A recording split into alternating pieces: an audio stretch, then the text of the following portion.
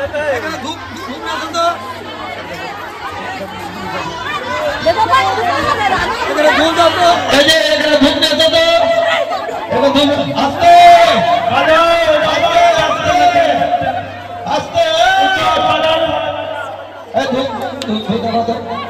আস্তে আস্তে আস্তে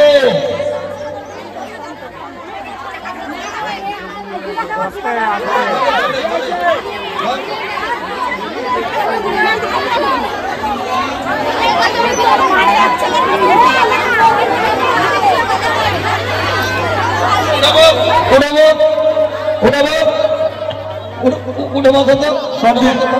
उठे बसा बसा बसा धोता जा निज स्थाने जा निज स्थाने जा निज स्थाने जा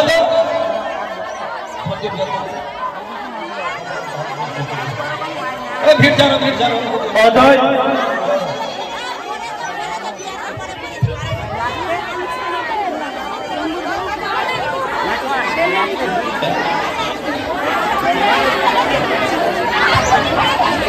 हेलो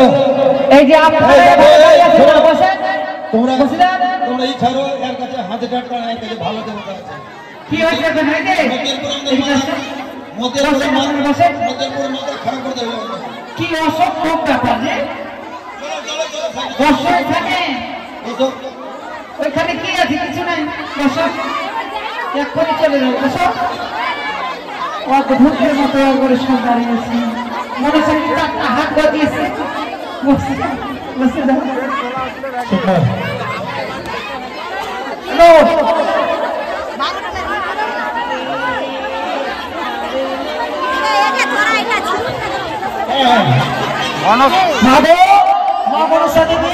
তোমার 42 মিনিট আগে স্মরণ করা হয়েছে মা বেহুলা তবে দেখতে পাওয়া না সকলের আক্ষর এসেছে কিন্তু যেই নাকি আমার স্বামী দেবতাকে দর্শন করেছিল সেই নাকি তো আমি দেখতে পাই না তবে দাদা করে আমি সব আঁকতে দেখতে পাই কিন্তু যেই নাকি আমার স্বামী দেবতাকে দর্শন করেছিল সেই নাক আমি দেখতে পাই না তবে তুমি বলতে হলে ফিরে যাও তুমি তো বলিস না তুমি সকলে ঘটনা জানো মানুষের আমার আগে মানুষের আগে আমার স্বামীকে রংসন করেছিল সেই কথা জানো যে তুমি বলে সেই রাতকে মানুষের কোথায় রেখেছে তবে বেহুলা তুমি এক কাজ করো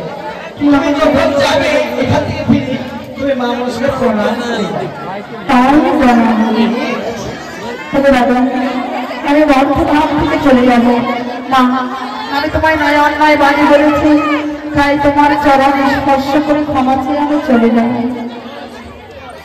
তবে দাদু দেখো যে নাগে দংশন করেছিল সেই না মানুষ তার পদতলে লুকিয়ে রেখেছে কালিয়া দমানের থেকে দংশন করেছিল উচ্চকাটা এই কথা সত্য পিতা আমার কালিয়া নাগিনী বেহুলার স্বামীকে দংশন করেছে পিতা কিন্তু আমি যে ছড়াটা করেছি এর পিছনে কারণ রয়েছে পিতা আমার কি কারণ রয়েছে বলো তোমার কন্যা হয়ে এখন আমি বিশ্বপূজিতা হতে পারিনি পিতা এক এক করে সকল দেবদেবীর সিংহাসন রয়েছে কিন্তু আমার কোনো সিংহাসন নেই পিতা সেই কারণে সকলে দেবপাঠে বলেছে অর্থের পাঠক যতদিন আমার চরণে পুষ্পাঞ্জলি দেবে না ততদিন আমি বিশ্বপূজিতা হতে পারবো না তাই বেহুলা তুমি যদি তোমার শ্বশুর ঠাকুরের হস্তে আমার এই রাঙা চরণে পুষ্পাঞ্জলি দেওয়াতে পারো তাহলে আমি তোমার সুখী সুন্দর ফিরিয়ে নেবো বেহুলা তবে তার হবে মা আমি 33 কোটি দেবগণের মুখে অঙ্গীকার করলাম তোমায় অর্থভূমরে গিয়ে আমার শ্বশুর ঠাকুরের হস্তে তোমার রাঙা চরণে পুজো দেওয়া কথাটা বেহুলা কথা দিলাম স্বর্গ সভায় যদি আমার শ্বশুর ঠাকুর না বলে তোমার চিরতরের জন্য তোমার চরণে দাসী হতে হবে বেশ তবে বেহুলা দাও তোমার স্বামীর অস্থি দাও তবে নাও এই তো আমার স্বামীর অস্থি সেই অস্থিকে নিয়ে পুনরায় আমার স্বামীর জবানের ব্যবস্থা করো। কিন্তু বেহুলা তার পূর্বে তোমায় পঞ্চায়েতটা ভিত্তি করতে হবে। চেয়ে নাও দেবগণের সঙ্গে পঞ্চায়েতটা ভিত্তি, তবে তাও ভাবো নারদ, চলো আমরা তুলসীবাইয়ের সঙ্গে কোনো বিশ্রামে যাই। এসো তুমি তাই ভাবো।